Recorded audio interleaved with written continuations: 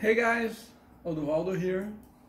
Some of you may know me from my YouTube channel, and some of you may know me from MSX.org, MSX Resource Center. My nickname there is DucaSB, D-U-C-A-S-B. I've been working on main stuff lately, like the Wi-Fi driver and firmware for MSX-SM, SMX, and also a lot of other stuff. Lately I've been working on the FPGA side of the SMX to implement a feature. First, I will talk about flashing a new firmware in your SMX or MSX-SM. KDL has been really nice of creating a tool for that, because SMX has a bigger memory area, a bigger flash memory, and a different FPGA. So the routines from PLD flash that works with ZMX or OCM and other derivatives of OCM will not work with SMX. Different FPGA, different memory size. So Luca KDL has been really nice in providing a tool for that. So his latest pack contain smxflash.com. You can get it easily. And I have here a firmware that implements some new features for SMX. So first I will show you SMX Flash will not work at first, right? It says unsupported kernel phone. Why that? I'm using Nextor. I've created an SD card that contains the BIOS, and the BIOS contains Nextor kernel. Why I did that? Because it's faster, it's better to use than having no Nextor kernel. But SMX Flash, like Flash PLD, it does not support, it does not work properly under Nextor kernel. So what you can do? Simple. If you get stuck in a screen like that, unsupported kernel found, just take the SD card out. Turn off your MSX-SM or SMX.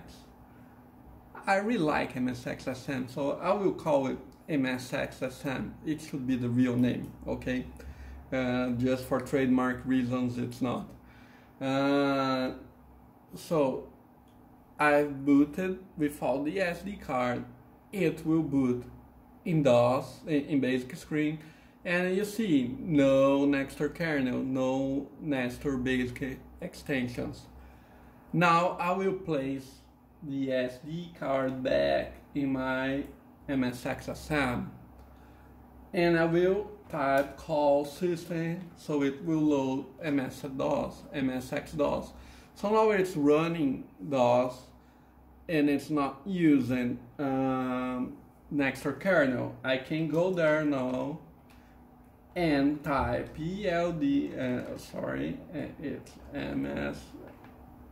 SMX Flash, SMX.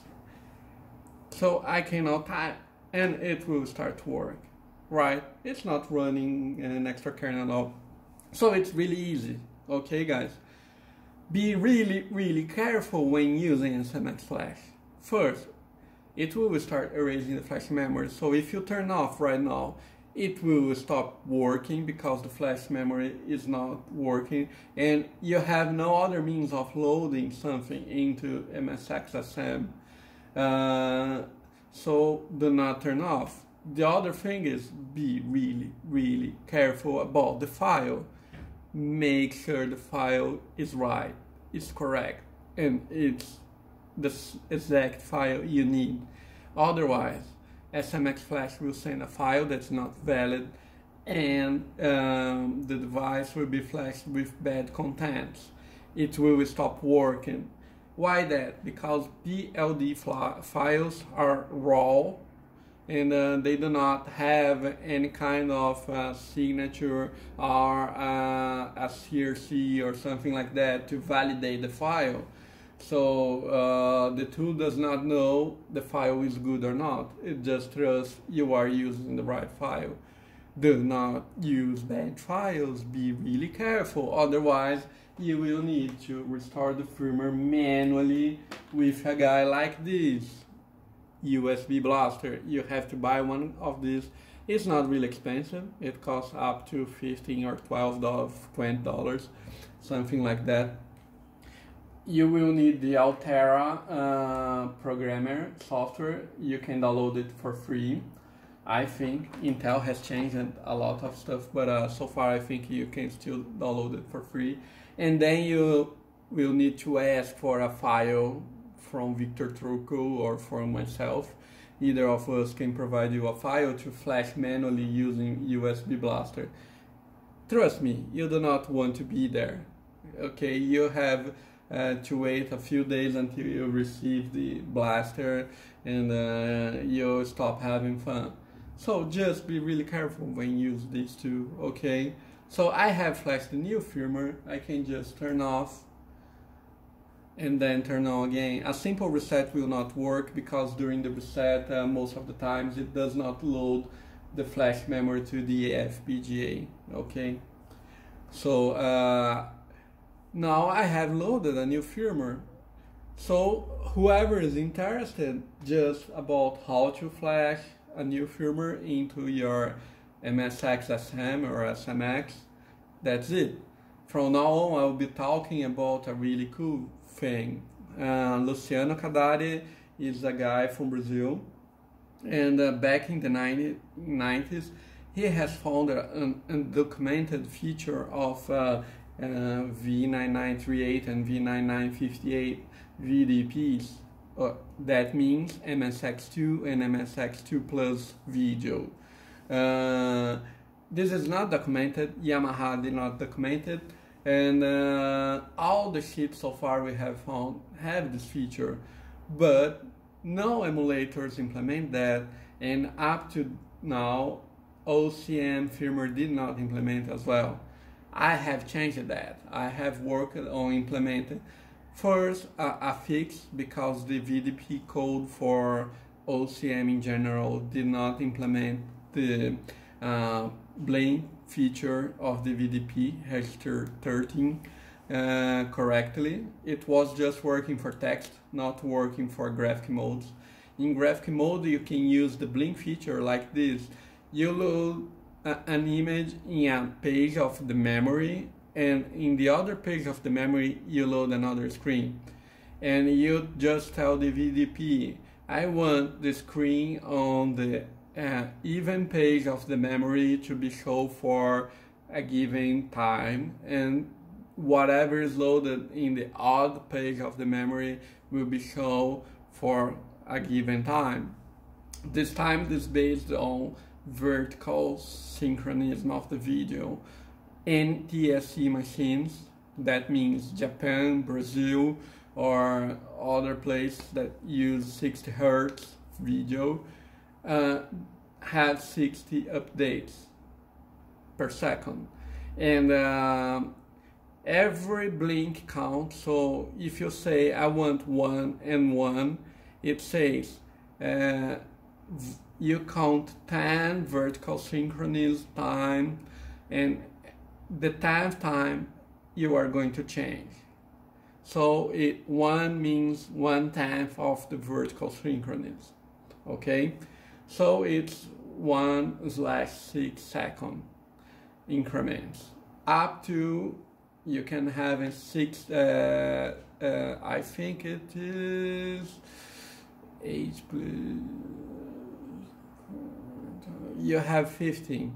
So you can have up to 15/6. That means about 2.5 seconds, about that. This is the period, and it will show a screen completely, wait a few milliseconds or up to 2.5 seconds, and then change automatically, and then change back. That's the blink feature for graphics. It was not implemented in OCM. I have fixed that. The other thing is, Kadari back in the 90s, he has found really cool stuff. I'm going to show you right now. So let's go to the folder where I have this demo loaded, and let's just call. You are going to see this effect. They call it curtain effect. It's like a curtain through the wind. It's waving. It's not using CPU at all. It's a basic program. It has just loaded a file into the screen, into the memory of the screen, and now VDP is doing this. Really cool. Now look at different way of using that. You can give some kind of movement, so you have the smoke of the ship, the eye of the boss, a little bit movement here. So this is another means of using it.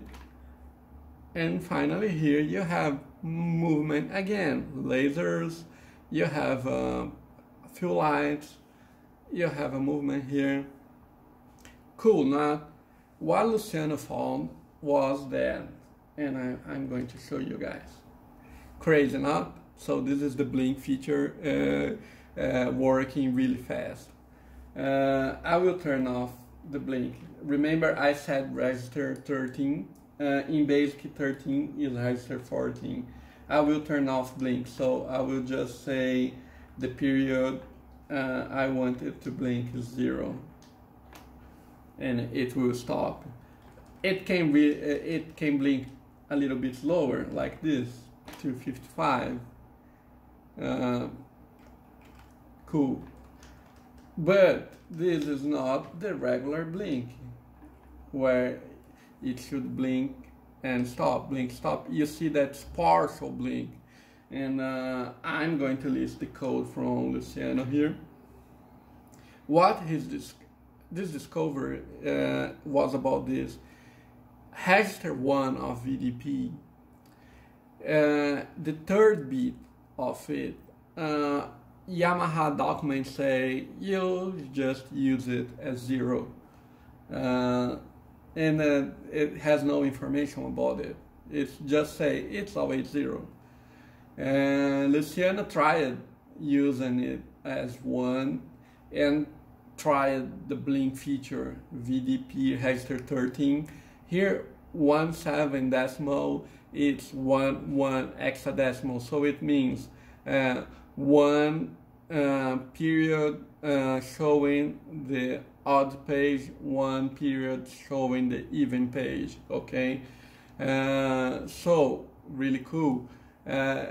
He found out that whenever you set the third bit of the register 1,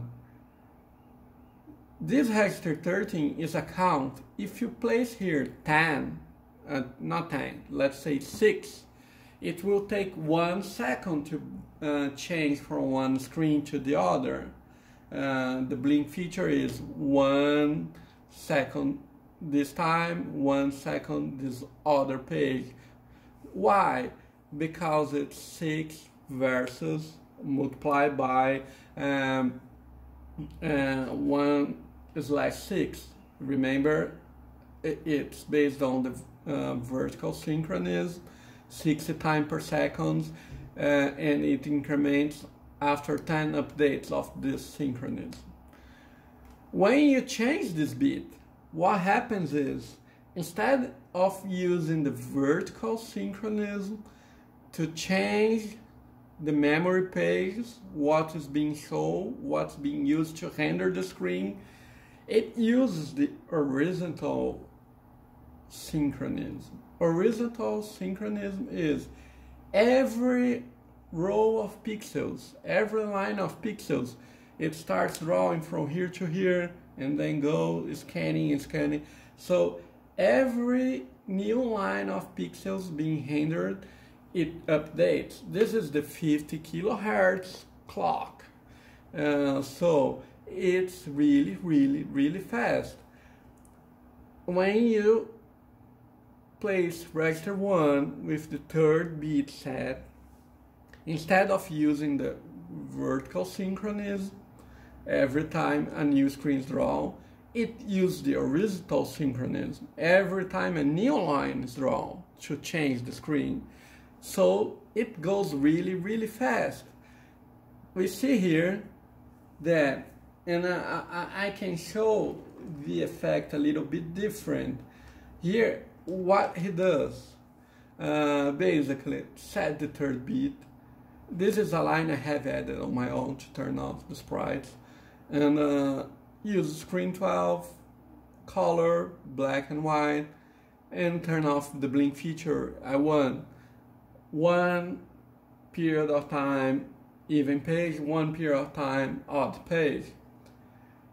Use page 0 and 1.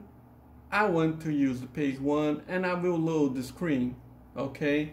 And after that, after loading the screen from the disk to the screen memory, it copies but one line below, and there is where the curtain effect comes, because it starts to draw 10 lines. So it remember, it's the period is the clock divided per 10. So it will count 10 lines, 1, 2, 3, 4, 5, 6, 7, 8, 9, 10. And after the 10th screen, the 10th line, it will change to the other page. And the other page has moved a line below. So it's going to draw some part of the screens on the right part, and some parts of the screen is going to be one line below. And as the effect goes on, the areas of the screen that are changing change really fast, because remember, it's 15 kilohertz, it's 15,000 times per second. So divided per 10, it's 7,500 times per second, and it's about 100 changes when a screen is drawn. So it changes the screen 100 times when it's being drawn before it's presented. And there you have the curtain effect, okay? To understand a little bit better this, I can just not use here. I will not copy anything to the page. And I'm not sure if this is going to work, because the memory, I probably want to do this. I'm not sure, let's see. Yeah, so you see those stripes? Now we do not have curtains, because the other area of the memory, the other page, does not have a copy of the image one line below. But basically this is what happens. You have 10 lines where the screen information is from the other page. This can be used for many things. It's a little bit difficult to use, as you do not have a control when to start, when to finish, so it's going to roll every time. So you cannot avoid this rolling effect. But for instance, I can be being used to give movement or other cool effects, right? So basically this is it. When you set the third bit of VDP register 1, the vertical synchronism is no longer used to switch the information from one page to the other. It's the horizontal synchronism every time a line is drawn. And after the 10th line, it changes page. 10th line, change page, and goes on. So there it is. So if you copy the image like the demo was doing before, you get the curtain effect. So we just copy here, and we run, and there you go. You have this effect. Cool, nah? You can even do a little bit crazy stuff, like for instance, let's say I want to copy five lines below. You have a different effect. It looks like an earthquake. It could be a cool game effect, right? A cool effect to be used on a game. So it's only up to your imagination on how you are going to use it. The other way you could use it, I'm just going to delete lines 110, and I will copy this line here a little bit different. I will turn the blink effect off so you can follow what I'm doing. VDP 14. Here, remember that in BASIC all registers, register 8 is a status register, so the VDP register 8 is 9 and goes on. So any register after 7 you need to add 1. So let's do a little bit different. I have deleted line 100, I think. Let me see. Yeah, 110. And let's load a different screen here. 110. And I'm going to... That looks good. So I'm going to use page 10, and I do not need that. So let's look again. So now what's going to do is it's going to load the Nemesis screen, and then it's going to load a different screen, and it's going to switch between both screens. You see? So you can use it in many ways. Of course, I have used two really distinct screens, but you can use different screens. You can change the size of the stripes.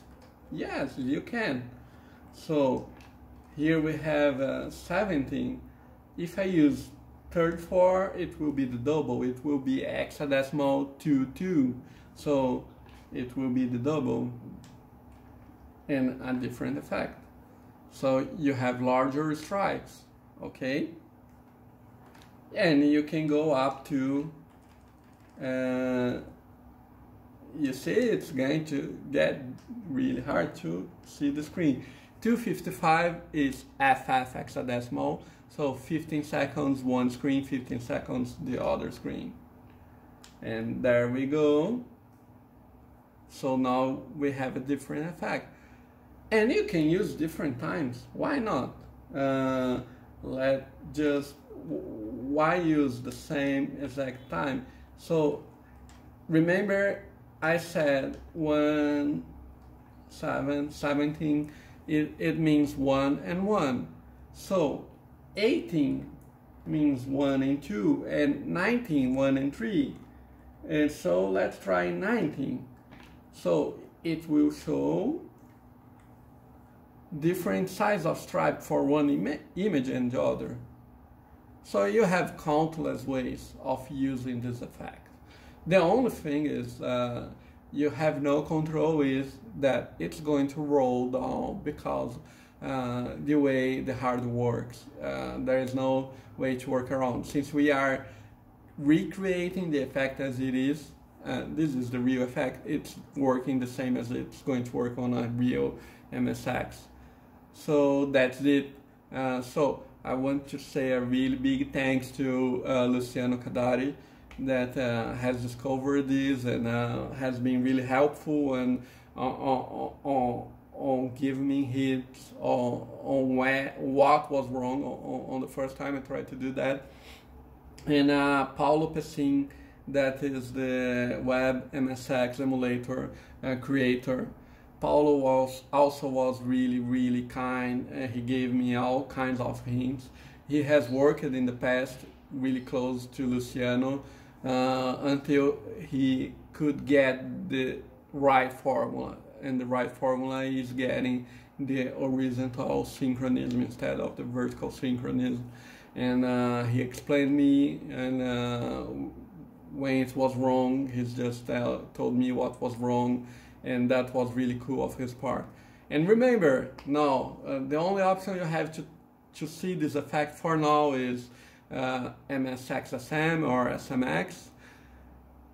Soon, in all OCMs, I have sent the code to KDL, and he's going to push in the next release of OCM and on WebMSX. Other than that, you need a real MSX. Unfortunately, neither OpenMSX or Blue MSX or other emulators have this done correctly. Okay guys, so this is what I had for today. Bye.